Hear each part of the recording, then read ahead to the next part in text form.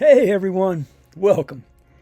Pull up a chair, crack a fresh pack if you've got one, and welcome to the pilot episode of Tracking Vector, the Star Wars Unlimited podcast for those of us who remember when the galaxy came packaged in cardboard boxes with a Kenner logo on the corner. I'm your host, Taco Pete, and if you're looking for someone to scream at you about the latest hyper-optimized Tier 1 meta percentages or break down 30 hours of digital simulator data from last weekend, well, there are about 50 other channels in your feed right now that have you covered, and they're doing a great job.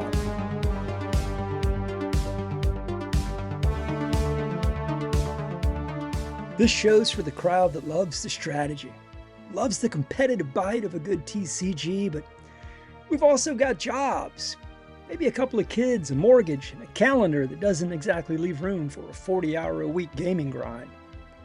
We're looking at Star Wars Unlimited through an analog lens. We're talking about that tactile joy of physical cards on that neoprene mat. You know, the community that happens when you actually sit across from a human being at a local game store on a Tuesday night.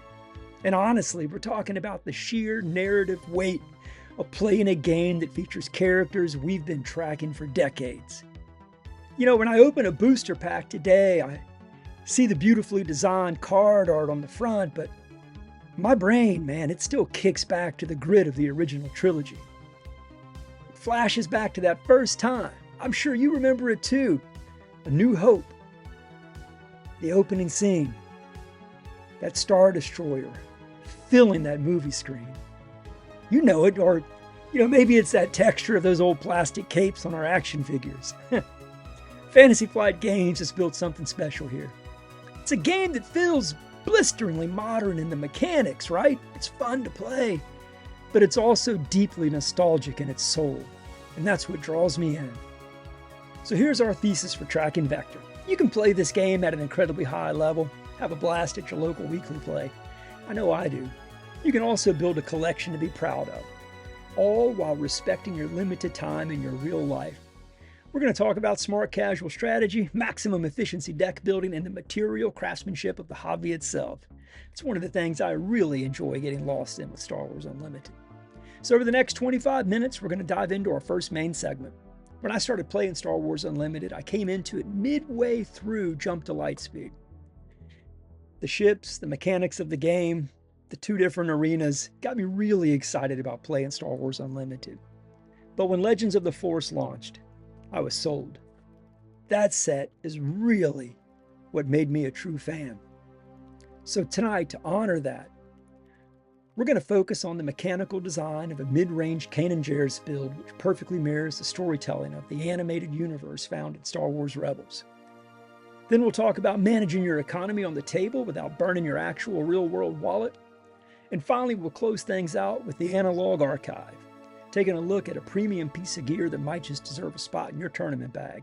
No filler, no manufactured hype, just good cardboard, deep lore, and a smart approach to the game. Let's adjust the tracking, set our coordinates, and look at the opening draw.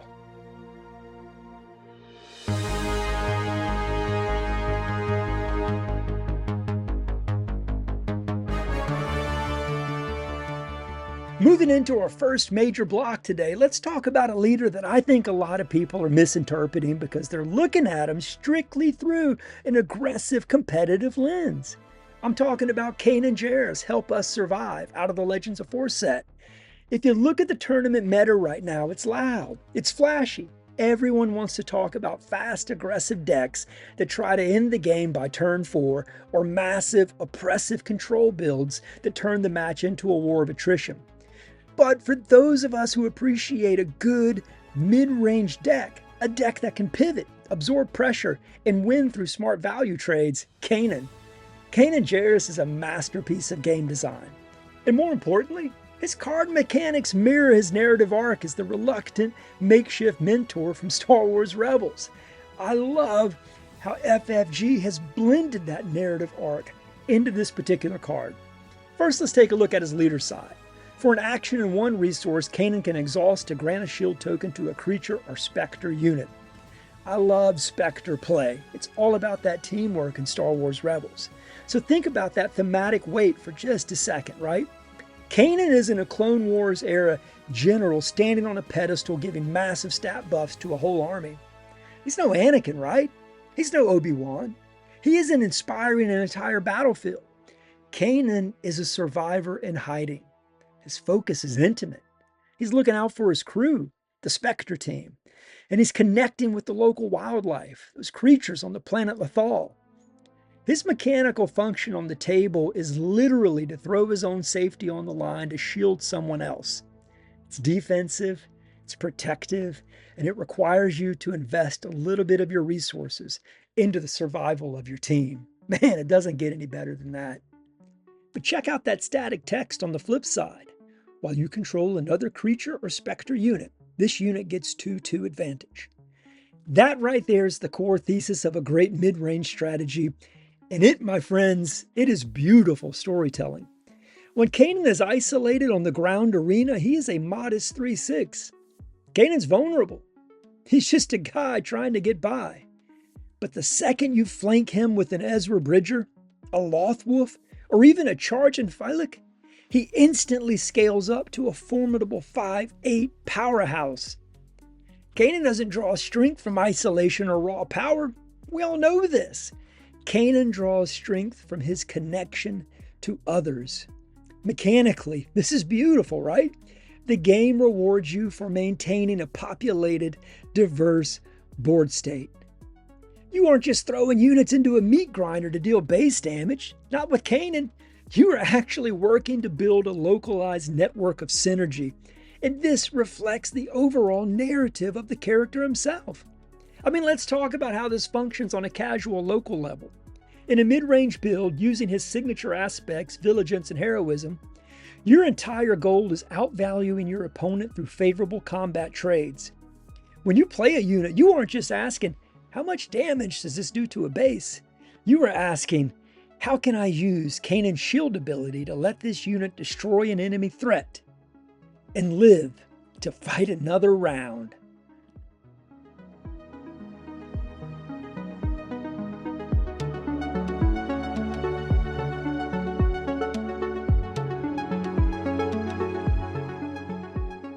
Think about the tempo swing that creates at your local game shop on a Tuesday night. Your opponent plays an aggressive on-curve unit. Instead of panicking or racing them, you drop a mid-cost Spectre or creature unit. Use Kanan's ability to hand it a shield, and force a trade where you lose absolutely nothing, leaving a body on the board that your opponent now has to deal with. It forces them to play at your pace, slows the game down into a thinking person's match. And if you want to talk about raw synergy, let's look at how this setup interacts with other cards in the deck ecosystem. Think about dropping a high-value unit like Ezra Bridger onto the table. Because Ezra carries that crucial Spectre trait, he instantly triggers Kanan's flip static buff. But more importantly, Kanan can use his leader action to tuck a shield token onto Ezra right away. That single shield completely protects Ezra from an early removal, ensuring he survives combat to trigger his own abilities. Whether you're running the Legends version to pass out experience tokens to the rest of your crew on attack, or swinging a Lawless Time variant for a high-value mid-game healing, you're building an engine that protects your puzzle pieces, generates card advantage, and grinds down aggressive strategies simply by refusing to die. You aren't winning by overwhelming firepower. You're winning the way the Ghost crew won, through resilience, clever positioning, and taking care of each other until the momentum flips in your favor. For the busy player, this deck archetype is an absolute joy to run. Doesn't require you to memorize 20-step hyper-aggressive opening lines of play, and it sure doesn't force you into a 2-hour control mirror match that leaves you mentally exhausted after round 1. This is a deck that asks you to look at the state of the board, make the smartest practical trade available, protect your pieces, and let the synergy do the heavy lifting. It's elegant, it's highly effective, and it feels exactly like Star Wars should. And what I love about it is, for me, this deck mirrors the story arc, the narrative core of Star Wars Rebels. We've got the lore and we've got the game coming together. That's what makes this game so great.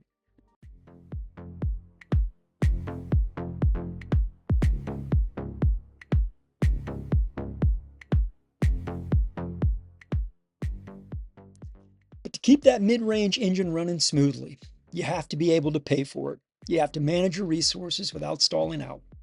So let's take a moment and pivot from the lore to the literal tabletop ledger. Up next, we're breaking down the math of the game's economy in our next segment, the Efficiency Engine. Stay tuned.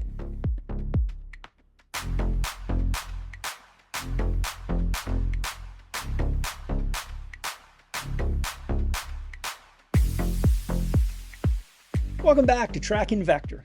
We just talked about the narrative soul of a mid-range Kanan build, but soul doesn't mean much if you can't pay your resource cost on Curve. Let's transition into the Efficiency Engine. Look, if you're a busy player with limited hours to play, the fastest way to increase your win rate at weekly play isn't memorizing every single deck list on the internet. Who's got time for it? It's mastering your own economy. In Star Wars Unlimited, every single game is ultimately a race of resource optimization. And right now, the entire economy of the game is completely transformed by the introduction of credit tokens. Now, if you haven't fully dived into the Lawless Time mechanics yet, let's do a quick refresher. Credit tokens are non-unit tokens that sit in your play zone. You can exhaust them and blast them out of play to get a temporary one-time spike of one extra resource for that phase. On paper, it sounds simple. Looks like a standard ramp mechanic. But for a mid-range player, treating credit tokens like a basic ramp is a massive trap. Think about traditional ramp cards like Resupply or Super Laser Technician. Those are long-term structural investments. You pay a tax up front to permanently increase your resource pool for the rest of the match. That is not what credit tokens are. Credit tokens are liquid capital. They're a tactical burst of speed, and if you use them inefficiently, you are essentially throwing away cards and card advantage just to hit a number on a tracker. So how does a smart casual player maximize this mechanic without overcomplicating their turn lines? Comes down to an understanding two specific concepts: breaking the curve constraint and the double action pivot. Let's look at breaking the curve constraint first, right? In standard Star Wars Unlimited, your maximum play potential on turn 2 is capped at 3 resources. If you go second, maybe you have a shield or a small edge, but your cap is 3. But if you manage to bank a credit token on turn 1, say by playing an undercover unit or a cheap underworld event, your turn 2 potential isn't 3 resources anymore, it's 4. Think about what happens to an aggressive opponent when on turn 2, instead of playing a standard 3-drop, you pop that credit token and drop a heavy 4-cost Sentinel or a highly disruptive mid-range unit. You have completely skipped the early game skirmish phase and moved directly into the mid-game consolidation phase before they are structurally ready to deal with it. You aren't playing ahead of the game permanently. You are choosing the exact moment to force a bottleneck that your opponent can't easily navigate.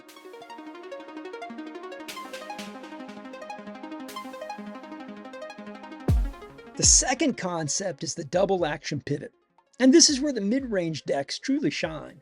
Normally, mid-range strategy can get tripped up by high-tempo aggressive decks because we want to play one big efficient unit per turn, while they want to play 2 or 3 small fast units. They go wide, we go tall. But credit tokens let you turn the tables. Imagine you're sitting on 5 resources. Your opponent expects you to drop a single 5-drop unit. Instead, you pop a banked credit token, pushing your operational budget to 6. Now, instead of playing one big unit, you play 2 3-cost units in immediate succession, or a 4-cost unit in a 2-cost defensive event. Suddenly, you've matched their board width without sacrificing the stat quality of your units. You've taken a turn that should have been a predictable singular action and turned it into a flexible multi-threat response. And because you're a mid-range deck, your individual 3-cost cards are inherently higher value than their aggressive 1-drops and 2-drops. You didn't just match their tempo, you broke their back with value. But to float an extra resource that goes unused at the end of the phase, or to play a card that doesn't actually impact the immediate threat on the board, you are mismanaging your ledger. Keep them in reserve. Let them sit on the mat. The mere presence of a face-up, unexhausted credit token in your play zone acts as a psychological deterrent. Your opponent has to play with the constant fear that you can break that curve at any moment. that pressure costs you absolutely nothing to maintain. Mastering this economy takes a little bit of discipline, but it requires 0 hours of simulated grinding.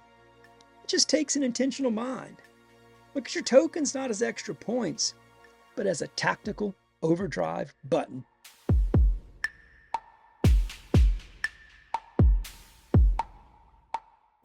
Now that we've got our resource engine running efficiently and our economy balanced, let's talk about the physical reality of sitting at the table. Because if you're investing your hard-earned cash into a game like this, the gear you use to protect and carry it matters just as much as the cards themselves. Up next, we're opening up the Analog Archive for our final segment of the night. Stick around, see what we have to offer.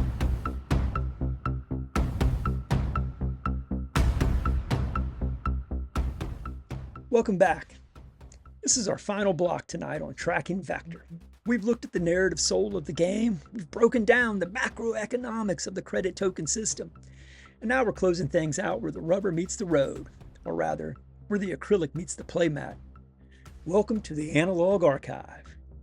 If you're anything like me, part of the deep appeal of a trading card game isn't just the digital logic of the rules, right? It's that physical, tactile ritual of the hobby. Man, I love sorting cards, feeling the texture of a matte sleeve, catching that clean, satisfying clink of premium pieces being placed on the neoprene mat. For a generation raised on high-quality analog media, the cardboard punch boards just don't cut it for long. So today I want to spotlight an accessory set I purchased a little over a year ago, and it's completely elevated my local game nights. I take it with me everywhere Star Wars Unlimited goes, went with me to the Galactic Convention in Vegas last year, had a good time with it. I'm talking about the premium acrylic assault token set designed right down the road in Birmingham, Alabama by Curled Paw Creatives. When you open this set up, the first thing that hits you is the sheer weight and material quality. These aren't flimsy generic plaster markers. They're cut from dense high-gloss acrylic. Quite frankly, they just look good. The damaged tokens, they feature deeply etched numbers in brilliant red, and the shield tokens have this beautiful icy blue sheen that instantly pops on the table. They make it incredibly easy to scan the board state at a glance. But the real centerpiece of this kit, the part that makes you feel like an absolute boss at the table, is the Secret Plans data disc. It's a custom initiative token UV printed on stunning gold mirrored acrylic. When you claim the initiative and slide that heavy metallic looking disc across the table, it's got a physical presence. Feels like a genuine piece of Imperial or Rebel tech changing hands. I love this detail so much that last year at the Galactic Convention, I bought the Death Star Plans playmat just to go along with it. It always gets compliments on the table. And for the busy player who's only got a couple of hours a week to play at a local store, having a dedicated high contrast set like this does something practical. It eliminates mental fatigue. The double-sided modifier tokens are painted crisp white on the front and black on the back. They clearly show your plus or minus stats. There's no ambiguity, no squinting at tiny dice, no arguments over board states. You lay your pieces down, they lock in visually, and you focus entirely on your strategy. It's an investment in the craft of tabletop gaming, and it's one I've truly enjoyed.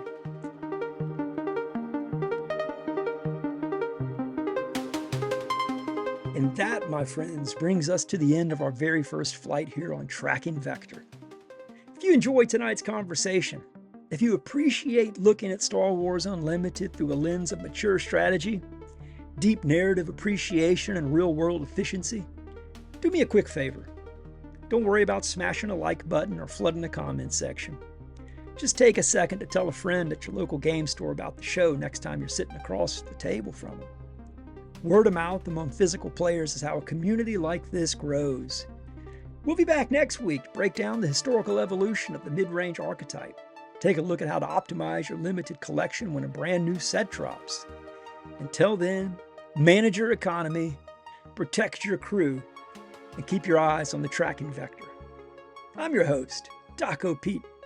Thanks for listening, and we'll see you at the table.